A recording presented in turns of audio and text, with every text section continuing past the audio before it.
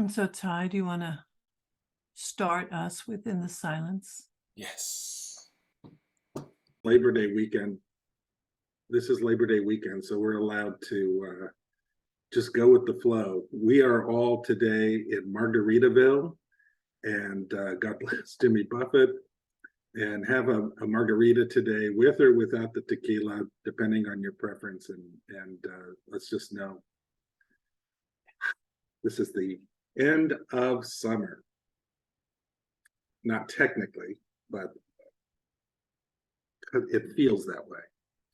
I'm going to show you guys, to begin the talk today, I'm going to show you some pictures, some photos that I took. This is actually from a TikTok video. Are any of you on TikTok?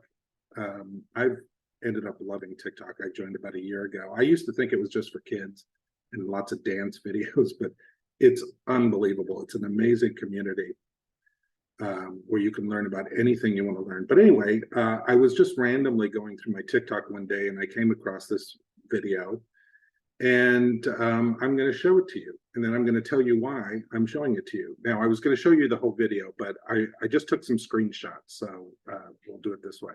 And this is a video from an account, and all of their videos are kind of the same. But what they do is they take rugs and they clean them. Yes, it's an account where they take videos of them cleaning rugs. So here's the rug that they're beginning with. You can kind of see just I don't know if you can guess what color this rug really is. It's so covered in grime and dirt and all of that. And this video is a professional cleaner and the process of him cleaning the rug. And so the first thing he does, let's see, first thing he does is he gets one of these jet sprayers of water, and he just sprays the rug. You can see the dirt starting to come up, and he does that at the beginning, of course, so that he can kind of prime the rug and get ready for the actual cleaning. And then he puts on soap, some sort of detergent, and let's see, I don't know if you can really see it, but that's him putting on the detergent. And he's got one of those professional machines, you know, with the big brushes underneath that are really heavy duty, so that it really gets the soap deep into the rug. And it's just amazing. And oops, wrong way. And now look at all the soap on there. You can't even see the rug. There's so much soap on top of it. He's really going deep. And then he takes a squeegee or some sort of scraper and scrapes that off. And then another blast of the jet water spray. You can see the dirt on the sides. And here it is without the spray on top. You can begin to see a pattern and color shining through, but look at all the dirt still. And now as he's cleaning the top, he also is noticing, oops, that there's all this dirt underneath. So he lifts up the rug, and can you see all the dirt that's underneath the surface of the rug? So he cleans that side as well. And then he gets his, this is harder than it seems. All right, there we go. And then he starts spraying it again, and more jet spray, and then more of this kind of deep scrubbing. This is a brush that has powerful water jets in it that he uses. And you can see just how much he's taking off here. And there you go. And then another round of the industrial detergent with the big brush. And yet there's still all this dirt that's coming out from it. And look at all the dirt that's still there. But you can begin to really see the colors shining through. And then there's more dirt. And more cleaning, more jet spraying, more scrubbing, more brushes. Here he is with the deep brush that's going through. And more detergent, another round of detergent, and more scrubbing. I promise this is going somewhere. More jet water spray. And then he rolls it up and he puts it into one of these industrial machines.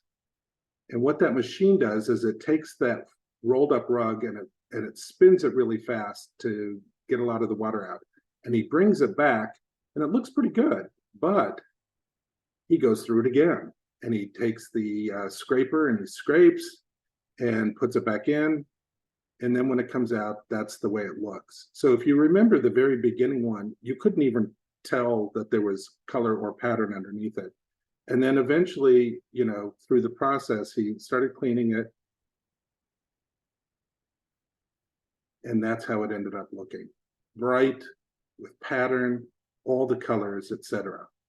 I have to tell you, this account, which is called Lucas Young 808, so satisfying. I ended up watching a bunch of those videos. They're just the best. But that was the first one I watched, and it really struck me. In addition to it just being really satisfying, it really struck me that this was like a metaphor for life. I was sitting on my patio thinking, why did I like that so much? And I thought, oh, of course, it's a metaphor. It's a metaphor for life. We're not carpets or rugs, of course. But if we think of them, if we reframe it for a minute and think of them as tapestries, and then the metaphor becomes real for us, the tapestry that is your life. And if you're like me, and if you will use this metaphor of your life as a tapestry, our tapestry can get covered with lots of different kinds of dirt and grime and stuff, covered with many things. Your tapestry, my tapestry, our tapestries, they start out as beautiful, and they're clean and they're vibrant. And then life sometimes can get in the way. I'm going to share a little bit from my life and how I began to clean my tapestry this morning, and also give you some ideas as well. And I know many of you have been working on your tapestries all these years as well. My tapestry started getting dirty really quickly, metaphorically speaking, with things like, well, let's just start with family dysfunction. All right. I'm sure I am the only person in this room who had any sort of family dysfunction. But maybe besides me, you might know somebody who had some family dysfunction.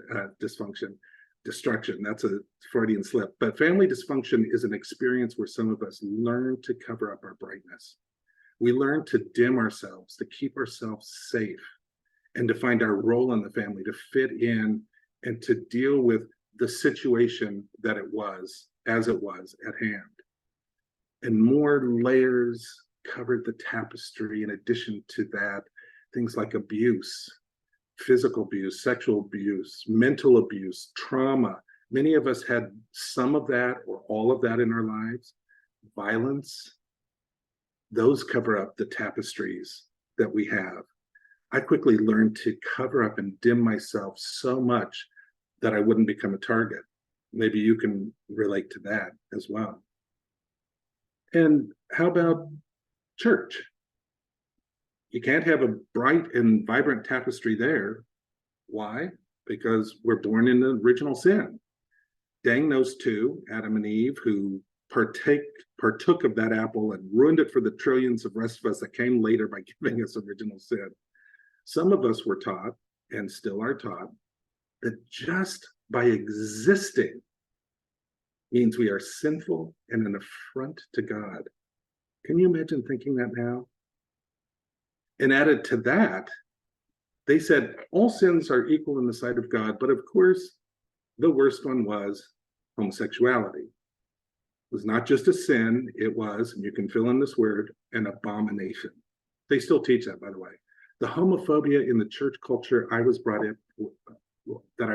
up in was and is so toxic. My mere existence, just by existing, I was an abomination.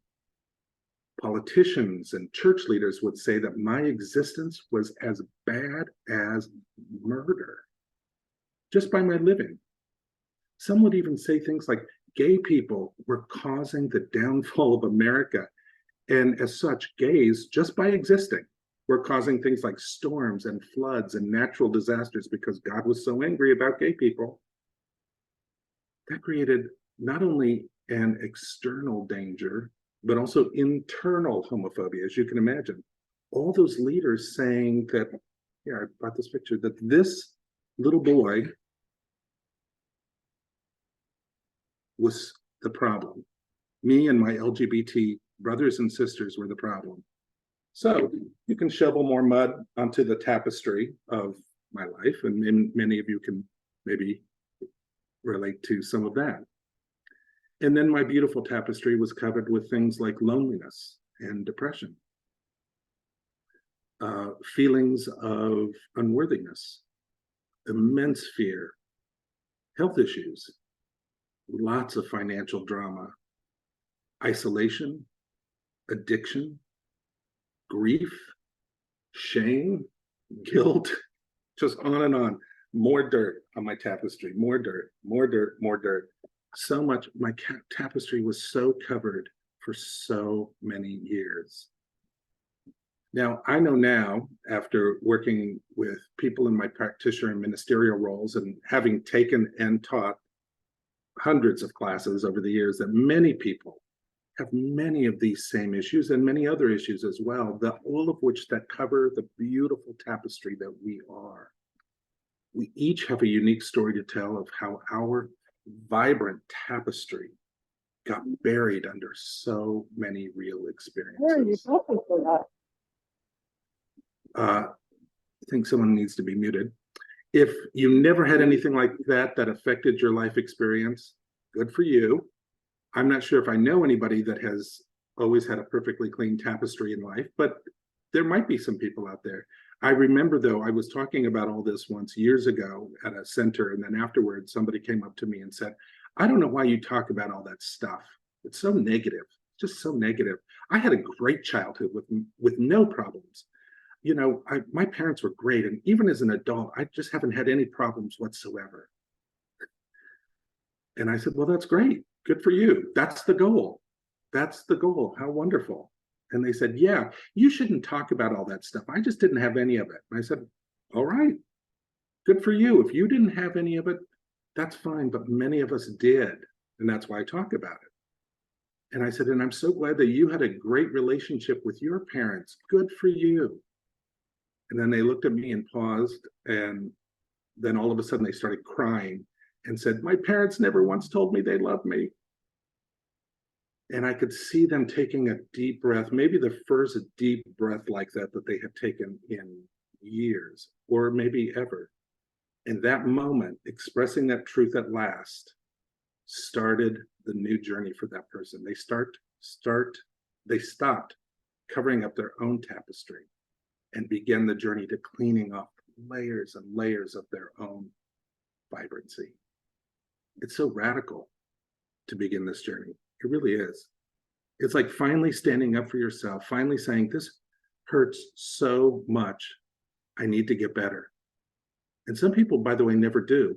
I have a relative in their 90s who is still in so much emotional pain. Their tapestry is still so covered. But they refuse to take any actions toward cleaning their tapestry, to continue that metaphor. But some of us finally do. We clean and we scrub and we clean and we scrub, and the dirt and the grime of what covers our vibrancy begins to come off. Somebody needs to mute, by the way. And the more Sharon, I think it's you. Sharon, could you? There we go. Thank you. And the dirt and the grime of what covers our vibrancy begins to come up. And the more our beautiful, unique patterns and colors come through, the more we want to keep doing the work. The metaphor of removing all of that doesn't support our vibrancy, that covers up our vibrancy to show the beautiful tapestry of who we are. It's just so powerful, or it was for me. If I were to list all the things I did to clean that grime away, the list would be so long, we wouldn't even have time to scratch the surface here. But in a general way, I can tell you that looking back, that first wash, remember in that TikTok, the first thing the cleaner did was to take that jet spray of water just to start the process, just to get the dirt and grime primed to be removed. Well, my first jet spray was when I discovered a few books. I was a young adult in Western Nebraska. This was in the 80s. No internet, of course, no cell phone, There was not much communication outside of the little farm community I was in. We were pretty isolated out there. So you really had to work at finding ideas that were not the norm of the area. We had a little library, but it was not a lot. Probably the biggest thing, was television that had shows like Donahue that would bring some of the big, huge world to our teeny tiny little world. But my first jet spray was probably discovering some books. And the earliest one that I can remember that began that process for me was this book. Do you remember this book, Out on a Limb by Shirley MacLaine? This was 1983 when I read it. And I remember reading it, and I, of course, devoured every single page of it. And I read it, and I thought, lady, you are a kook. And as soon as I finished the book, I threw it in the garbage. And then a few minutes later, I went to the garbage and I got it out and I read it again, cover to cover. And I've read it over the years too. I still have my copy somewhere. It somehow gave me the strength to know that there are other ways of being and thinking. And it led me to other books like, I think this was like my next big book, Illusions, The Adventures of a Reluctant Messiah by Richard Bach, for those of you who might have read this book. And of course, You Can Heal Your Life by Louise Hay, and Codependent No More by Melody Beatty. Books were just the beginning of that jet spray wash. But you can only read so many books. You have to go out and experience things. So if you remember in the pictures that I showed you, the second thing they did to clean that rug after that initial jet spray of water was they applied heavy industrial soap and detergent. And then they used one of those big professional cleaning machines with the swirly brushes that dug deep and brought out all the dirt. Well, for me, that big soapy blast came in the form of finding a place called Mile High Church in Denver, Colorado, one of the largest New Thought churches in the world. But I didn't know it.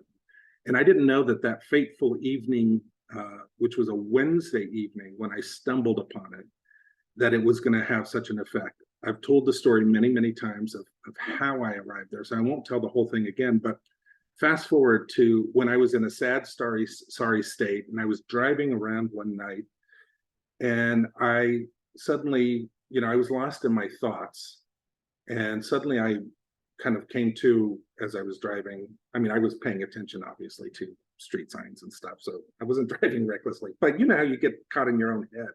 And I suddenly noticed, like, where the heck am I? I don't even know where I was. I was so lost. So I turned into the first parking lot that I could turn into just to get my bearings and figure out how to get home and figure out where the heck I was. And I looked up and I saw a strange building, and the sign outside said it was a church, Mile High Church of Religious Science. And they had Sunday morning services, and they had Wednesday night services. And those began at 7 p.m. And this happened to be a Wednesday night. And it was 6:58 p.m. And I thought to myself, I've lost everything, or at least that's how it felt. I've lost everything, so I don't have anything more to lose. And of course, I went in, sat in the back row, and it changed my life. Coming from such a toxic religious background, the science of mind philosophy was breathtaking. It was inspiring. It was motivating. It said that we could take the best truths of the religions of the world, all of the religions of the world, by the way, without also having to take the shame and guilt and baggage that they had. Plus, you could add in things like philosophy and psychology and science and the arts. You could find truth wherever truth is, rather than just in one place with just one person to worship that was outside of yourself. You were encouraged to think for yourself, to go within and to be who you are, regardless of who that is. And I devoured New Thought philosophy and read as many books by as many New Thought teachers and writers and leaders as I could. And I took every single class. From that first time on Wednesday night, I signed up for every class I was able to. And I remember thinking, I have no idea how I'm going to pay for these, but I just showed up and it all worked out. Scrub, scrub, scrub, every class, scrub, scrub, scrub, every week, attending that center, scrub, scrub, scrub. I remember as I was getting more comfortable in that center, meeting people and becoming a practitioner and all of that, I sat down with the ministerial staff. This was at this point now, maybe in the very early 90s, I'm thinking. And times, of course, were different, and I was really nervous to say why I wanted to speak with them, which was I wanted to start an LGBT group there. And I was terrified to ask it because I believed the lie that I had been taught that somehow being gay was less than. And so I sat there and the words were squeaking out, I was, oh, yes, this is why I'm here today to talk to you. And I laid out my idea and their response was, great, when can you start it? And I was like, no, wait. This means that the church here will have to support LGBT people. And they were like, we do. When can you start this group? And I said, no, wait. This means that the church will need to even do commitment ceremonies for gay people. This was years before same-sex marriage was legalized, of course. It was a hot button issue at the time. And they said, Joel, we love and support all people being authentic. And all the ministers here already perform same-sex commitment ceremonies. And we love it. Now, when can you start this? Wow, that blew my mind that I could just find that. My tapestry was getting cleaner every single day. That was a huge way to clean the tapestry, to find people, to find your tribe of people who love you and support you, not in spite of who you are, but because of who you are. And they wanted me to love myself exactly as I am and to thrive. And they were so happy that I could give a hand to others and support them. And I could be a minister and not hide who I was to become a minister. I could be exactly who I was, and that was the ministry. And then the cleaning of my tapestry, of course, didn't stop there. It never stops, but it was just starting. Just like the carpets went through treatment after treatment after treatment. And on the surface, by the way, sometimes some of the carpet looked kind of clean. But as they would do another round of cleaning, you could see the dirt continuing to come out. And so I did many things. I explored different modalities to just keep cleaning my tapestry. I was very new age for a while. And I went down very deep rabbit holes, very complicated theories, past life regressions, channeling, the whole shebang. Some of those things I took with me on my journey. Some of those things served me then, and I left them behind as I continued to grow. But it was all scrub, scrub, scrub. And then I explored the world's religions. I went on Buddhist retreats. I attended for a while a Hindu chapel. I took classes in Judaism. I took a class on Sufi dancing. Do you guys remember also Dances of Universal Peace? Remember them? I think they're still around, actually. I did that. I took every class, every workshop I could find. Scrub, scrub, scrub, scrub. Every one of them, each one of them, more layers removed, more vibrancy coming through. And of course, therapy was very helpful. The 12 steps were very helpful. Each book, each teacher, each class, each experience lifted another layer of what was covering my tapestry from being its brightest. There are countless ways we can remove dirt from my tapestry so that the true colors, your true colors, my true colors, can shine through. I can name hundreds of ways, hundreds of more ways, and so can you. You have your own journey to emerging from the layers for your tapestry.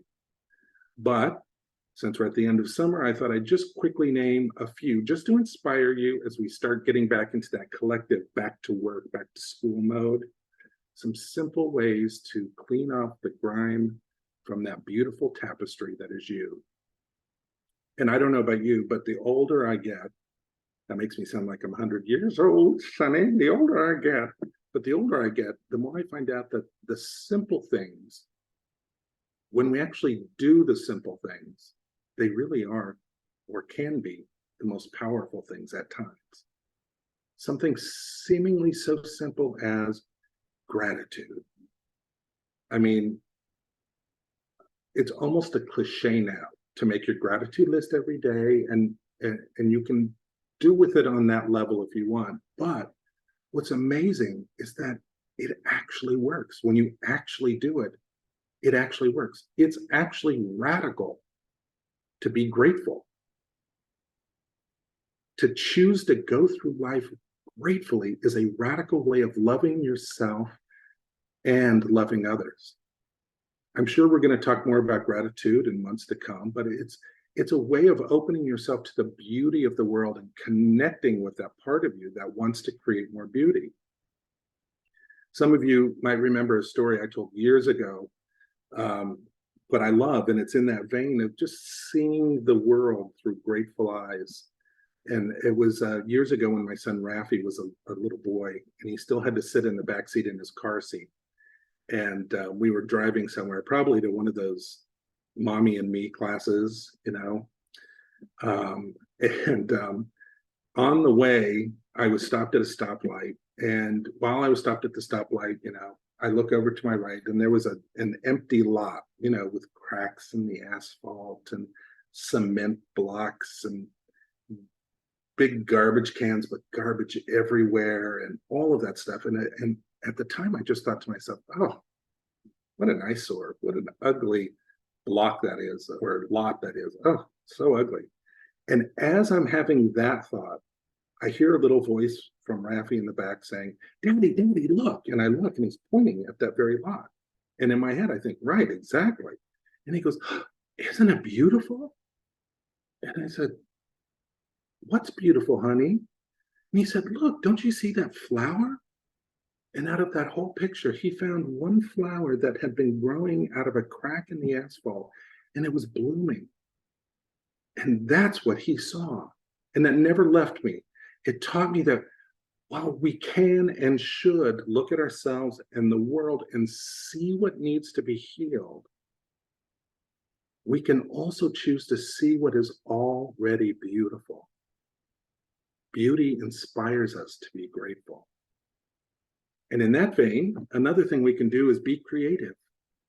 That cleans our tapestry so well. The older I get, the more I see that our spiritual practice of opening and awakening is a creative act. And so therefore, the more creative I am, the more I participate in the act of life.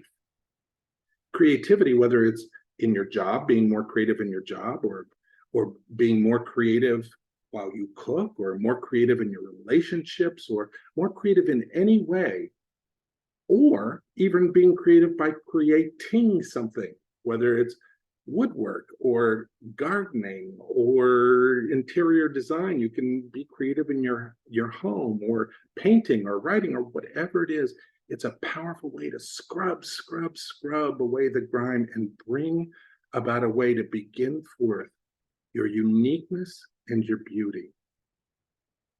And finally, the last thing I'll say is to have a mindset of being a lifelong student.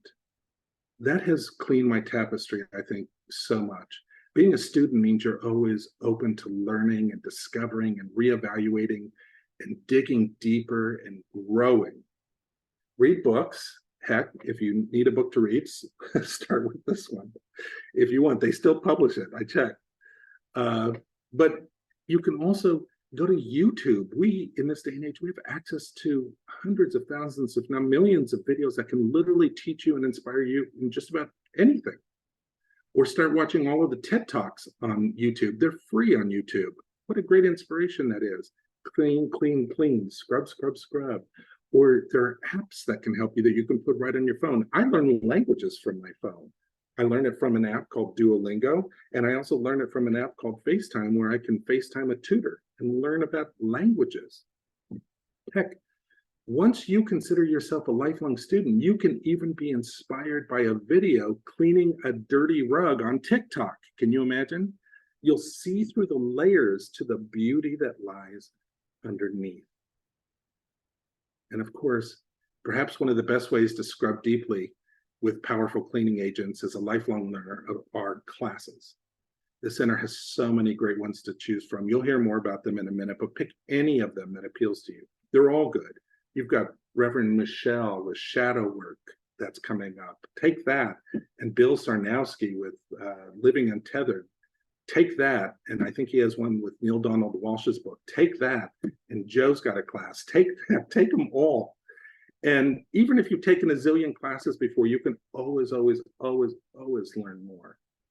And if you're wondering what else to take, please consider taking the Artist's Way for Early Birds class. It's so powerful. This, to me, is the most powerful practice I've come across. It's a change agent that will leave your tapestry so bright, so vibrant, you will not believe it. But being a lifelong learner in general, start where you are. It's so amazing. Learning is our superpower. And every day, in every way, it makes us better and better. So start with any of these things or something else. Whatever inspires you to make your tapestry vibrant and beautiful. Why? Because, and I'm going back to this metaphor, your life is your tapestry. It was woven on purpose with its own beautiful pattern and colors and size and materials. It's you. And you, from this perspective, are a work of art. Remember, rugs get walked on, but tapestries are hung in museums so everyone can be inspired by their beauty. I'm tired of being walked on. I'm ready to inspire myself and the world around me. How about you? All of you beautiful tapestries. Together, we're creating a museum of art and inspiring each other. That is being radical love in action in this world. So let's take a breath and breathe this into being. Let's affirm this as our truth. Let's just go to that place. We know that place inside us already. We can get there with just a breath. That place that is beyond fear, that is underneath all of the things that others might have you believe about yourself, and sometimes we believe about ourselves, to that beautiful tapestry that is each one of us. You are a work of art. You are beautiful because you were created on purpose as a great and beautiful tapestry of life.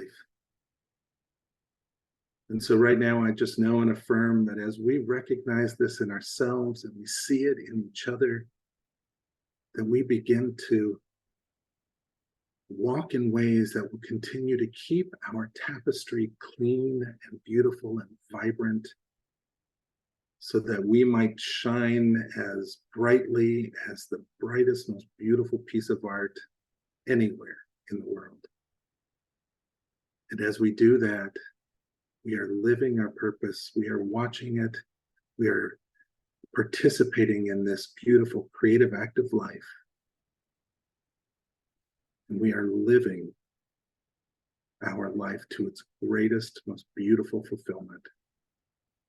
Scrub, scrub, scrub. Everything that is no longer serves us is now washed away. And what is left is that tapestry that is you, and that is me, and the tapestry we create together that is life. And for this truth, I'm so grateful. And I release it, and together we say, and so it is.